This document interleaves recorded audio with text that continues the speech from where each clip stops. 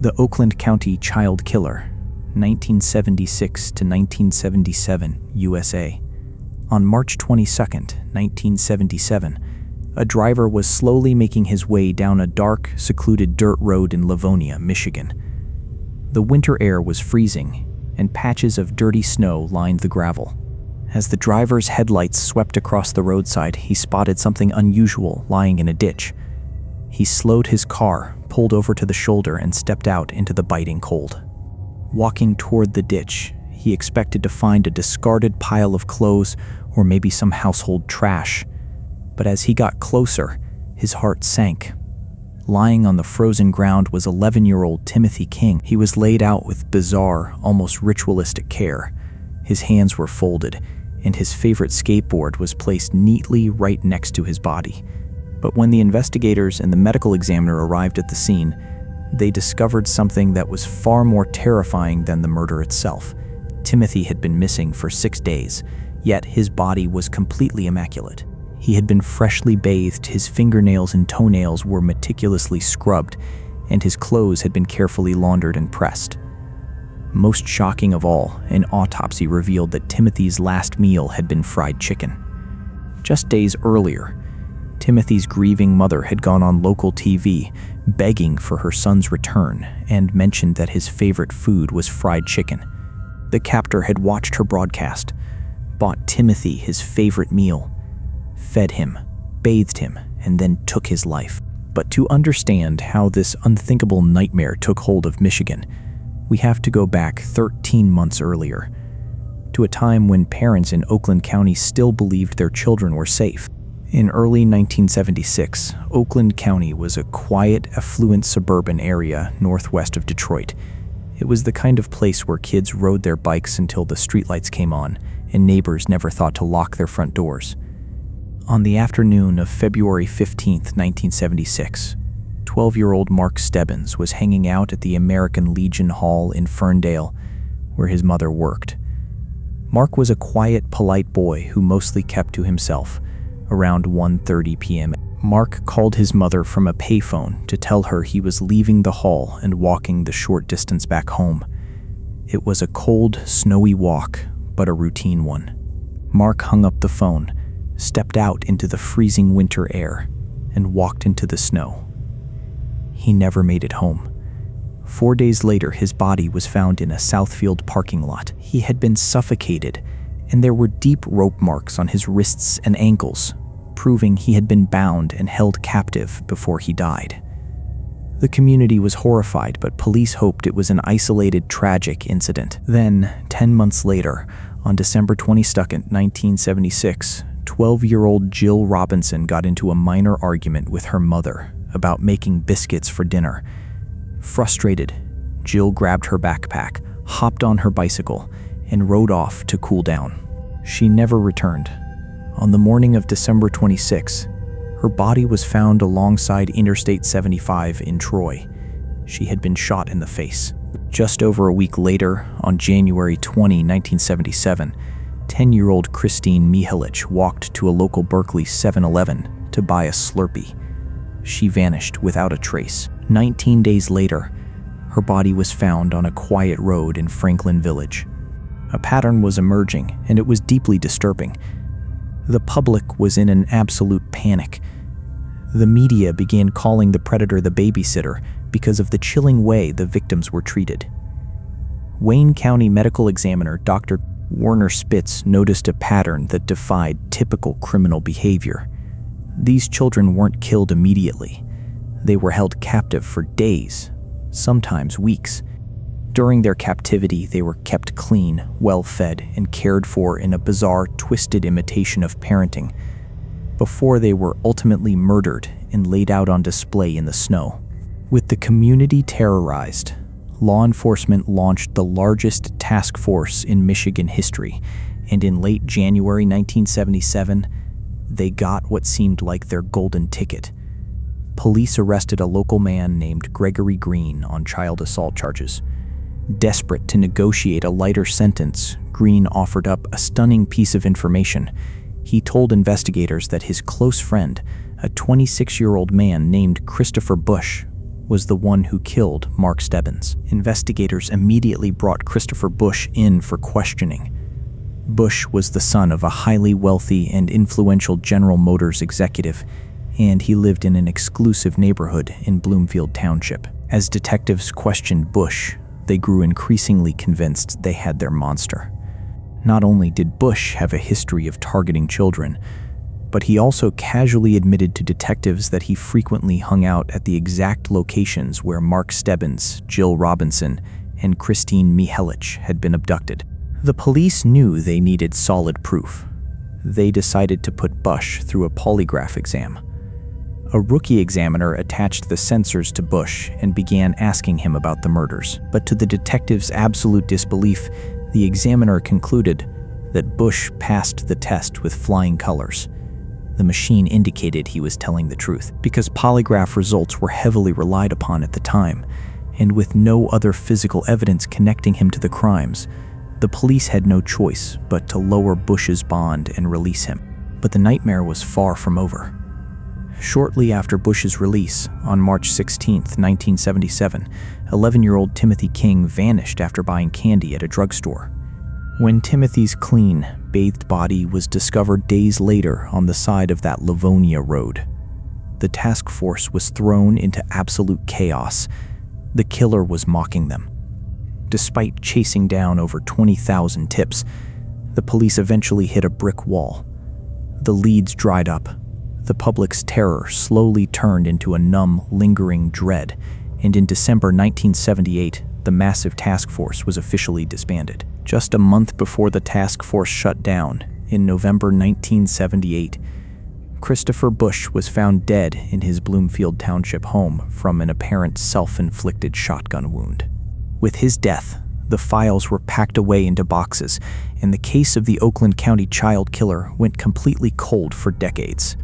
But years later, a new generation of investigators decided to reopen the old files, and what they uncovered was absolutely devastating. First, they reviewed the evidence gathered from Christopher Bush's home after his suicide. In his old bedroom, police had found a hand-drawn sketch of a young boy. Decades later, modern investigators compared the sketch to photographs of Mark Stebbins. The resemblance was uncanny. The sketch appeared to be a detailed drawing of the killer's first victim. Second, investigators located the original charts from Bush's 1977 polygraph test. They handed them over to 3 independent, highly experienced polygraph experts. All 3 experts came back with the same shocking conclusion. The rookie examiner had completely misread the charts. Christopher Bush had not passed. In fact, he had failed the test miserably. He had been lying when he denied involvement in the abductions. Finally, advanced forensic testing on the victim's clothing revealed another piece of physical evidence. Tiny animal hairs were found on the clothes of all 4 children. The hairs belonged to a white dog, the exact breed of dog that Christopher Bush owned at the time of the killings. If those polygraph charts had been read correctly in 1977, Christopher Bush likely would have been arrested. Timothy King might still be alive today, and the families of these 4 children would have received the justice they deserved. Instead, Christopher Bush took his dark secrets to the grave, and the identity of the Oakland County child killer remains officially unsolved to this day.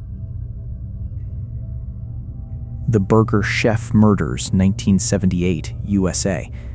Just after midnight on Saturday, November 18, 1978, a young man named Brian Kring was walking up to the back door of a Burger Chef restaurant in Speedway, Indiana. It was freezing cold, and Brian, who was an off-duty employee, was just stopping by to help his coworkers finish closing up so they could all hang out.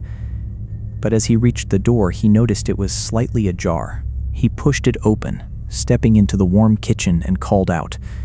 There was no answer.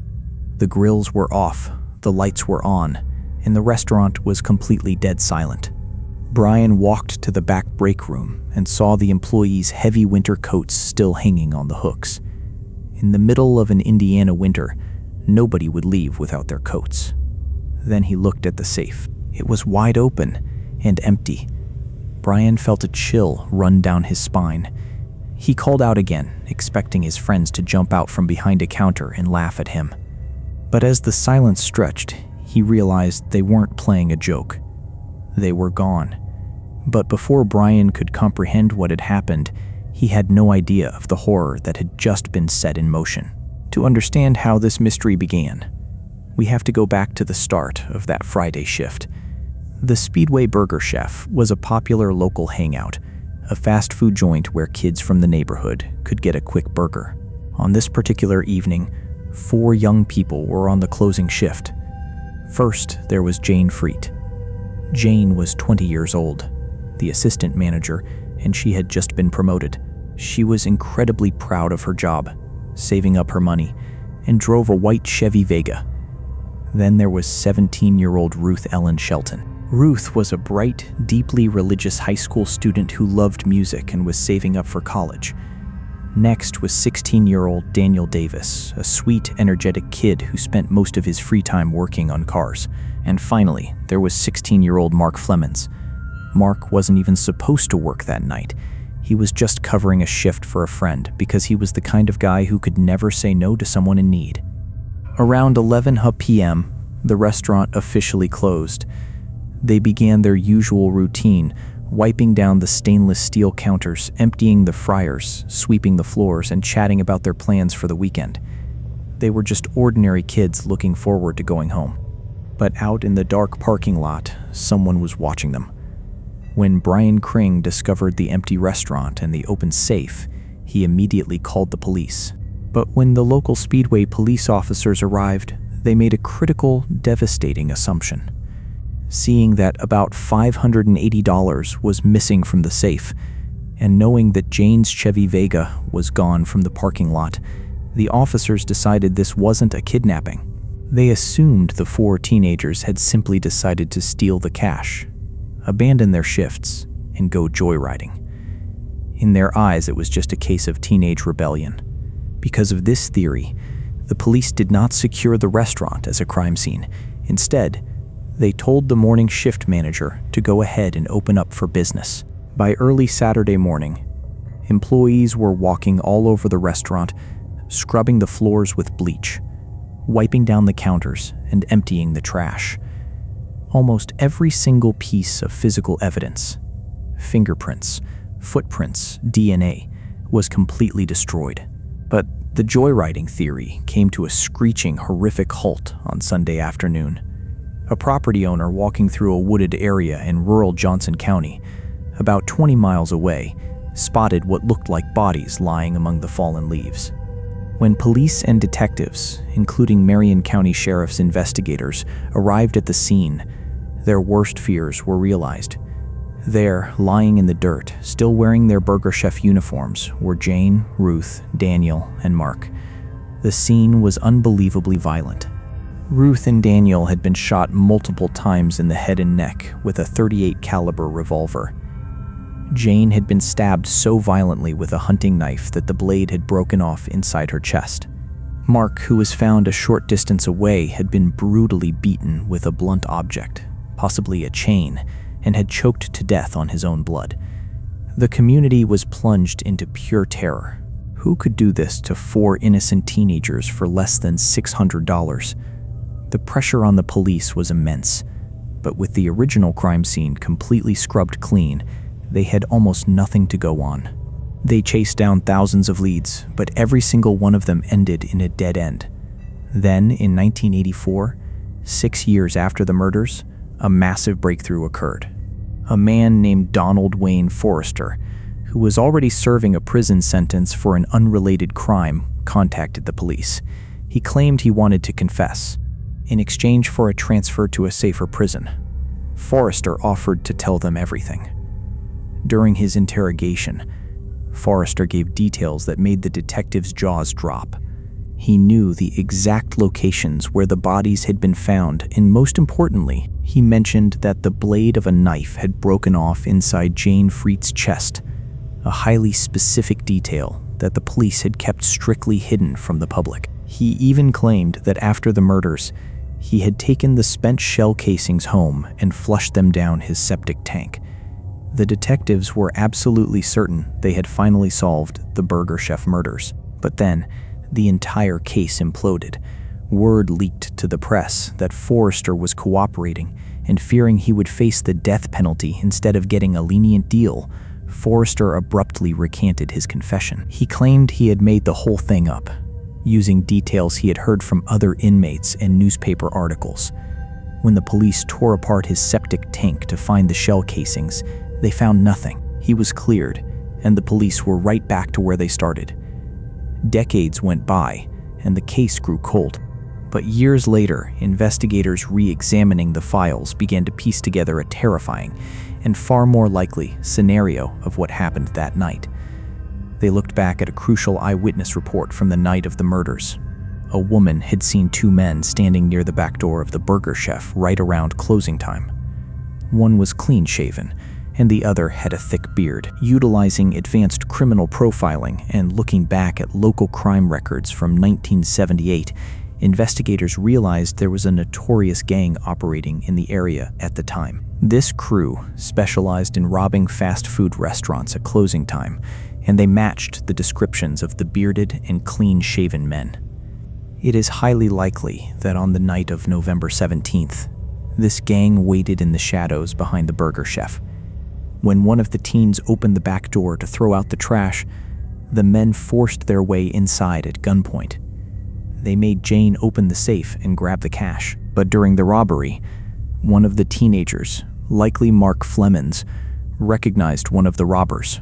Or perhaps the robbers realized that leaving 4 witnesses in a small town was too risky. To eliminate any threat of being identified, the men forced all 4 employees into Jane's white Chevy Vega. They drove them to the isolated woods of Johnson County, where they systematically and brutally executed them to ensure their silence. But because of the catastrophic mistakes made by the police on that first night when the crime scene was literally washed away with bleach, there was never enough physical evidence to bring charges against the members of this fast food robbery crew. By the time investigators truly understood who they were, the key suspects had already died of natural causes or other violence, taking the truth to their graves. The Burger Chef murders officially remain unsolved, leaving the families of Jane, Ruth, Daniel, and Mark to carry the heavy, heartbreaking weight of an injustice that has lasted for nearly 50 years. The witchcraft murder of Charles Walton, 1945, England. On the evening of February 14th, 1945, in the quiet, snow-dusted village of Lower Quinton, England, a 33-year-old woman named Edith Walton walked into her cozy stone cottage. She had just finished a long, exhausting day of work and was looking forward to a warm dinner with her 74-year-old uncle, Charles. Charles was a frail man who suffered from severe, painful rheumatism, and he was always home by 4 p.m. to light the hearth and start cooking. But when Edith stepped through the door, the cottage was pitch black and freezing cold. The fireplace was empty, and Charles's favorite armchair sat vacant. Growing uneasy, Edith grabbed a flashlight and recruited a neighbor to walk up the dark, snowy slopes of Meon Hill, where Charles had been working that day. As their flashlights cut through the freezing gloom, they spotted a dark shape huddled near a thick hedgerow. But as they ran closer, they did not just find an old man who had slipped on the ice or gotten lost in the dark. They found Charles Walton pinned to the frozen earth by a heavy pitchfork driven straight through his throat, with a massive curved blade buried deep in his chest. But what made the scene truly bone-chilling was not just the sheer brutality of the crime, it was the bizarre ritualistic way his body had been laid out. But before we get to that, we have to look closer at the quiet, deeply superstitious world of Lower Quinton. Charles Walton was a quiet, eccentric farm laborer who had lived in the village his entire life. Following the death of his sister, Charles had adopted Edith when she was just a toddler, raising her as his own daughter. He was a gentle soul who, despite his physical frailty, was fiercely independent.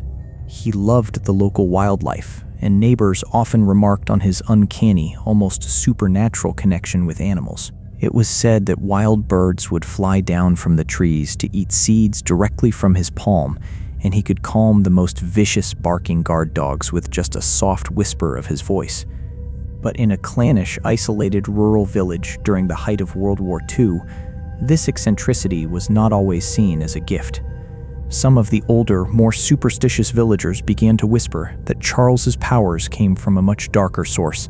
They whispered that Charles possessed the evil eye. They claimed he kept wild natterjack toads as pets and used them to cast curses on local crops and livestock. The timing of these whispers could not have been worse. The village's harvest of 1944 had been a total disaster, and local cattle had begun dying of mysterious illnesses. In the shadows of the local pubs, desperate farmers began to point fingers, whispering that a witch was living among them, poisoning their livelihoods. On the morning of February 14th, Charles set out for work as he always did. He grabbed his walking stick, a pitchfork, and a heavy billhook, which was a curved scythe-like tool used for hacking away stubborn hedges. He was wearing a simple, sleeveless work shirt under his coat, completely unfazed by the biting winter air. He said goodbye to Edith, promising to have a warm meal ready when she got home. Multiple witnesses saw the gentle old man walking past the village churchyard, heading toward a farm known as the Firs, owned by a local farmer named Albert Potter. But by nightfall, Charles was dead. When the local police arrived at the gruesome scene on Meon Hill, they immediately realized they were completely out of their depth. The sheer unnatural violence of the murder prompted them to do something highly unusual. They called in Scotland Yard. The Yard sent their absolute star detective, Chief Inspector Robert Fabian, a legendary investigator famously known to the British public as Fabian of the Yard. When Fabian reached the hillside, he was stunned by what he saw. Charles had been beaten over the head with his own wooden walking stick. His neck had been hacked open with the heavy bill hook, which was still deeply embedded in his chest wounds. But the most horrifying detail was the pitchfork. The killer had plunged the metal prongs straight through Charles's neck, pinning him to the earth so violently that the steel prongs had bent against the frozen ground underneath. Furthermore, 2 deep cuts in the shape of a cross had been carved into his chest, and his old tin pocket watch was missing. At first, Fabian and his team focused on an obvious suspect. An Italian prisoner of war from a nearby camp was caught hiding in a ditch shortly after the murder, covered in blood. The local villagers, eager to blame an outsider, were convinced this foreign soldier was the killer. But Fabian's forensic team quickly determined that the blood on the soldier's clothes was rabbit blood from poaching, and his alibi for the afternoon of the murder was completely airtight. With the outsider cleared, Fabian turned his attention to the residents of Lower Quinton. He interviewed all 493 villagers, but he was met with a suffocating wall of silence. The locals refused to speak to the big city detective. As Fabian dug deeper, he realized the village was gripped by a paralyzing fear of the occult. He learned of a local legend about a ghostly black dog that haunted Meon Hill, an omen of death that Charles himself had reportedly seen as a boy. One night, while walking the dark paths of the hill himself, Fabian even saw a large black dog run past, followed by a local boy who fled in absolute terror when Fabian tried to speak to him. The British press caught wind of these stories, and headlines began screaming about human sacrifices, pagan rituals, and witchcraft. It seemed as though the entire case was destined to be swallowed by folklore. But then, Fabian uncovered a highly practical, earthly clue that shattered the supernatural theories. He re-examined the statement of Albert Potter, the farmer who employed Charles. Potter claimed that at 12:40 p.m. on the day of the murder, he had looked up at the hill and seen Charles working. Crucially, Potter specified that Charles was wearing a shirt with sleeves. But when Charles's body was found, he was wearing his sleeveless work shirt with his sleeved coat neatly folded nearby. Why would Potter claim to see Charles working in a sleeved shirt at a time when Charles was almost certainly already dead?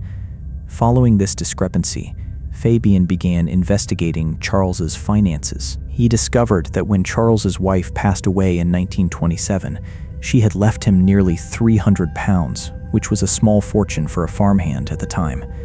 Yet when police checked Charles's bank account, only 3 pounds remained. Edith had no idea where the money had gone, but Fabian soon found the truth.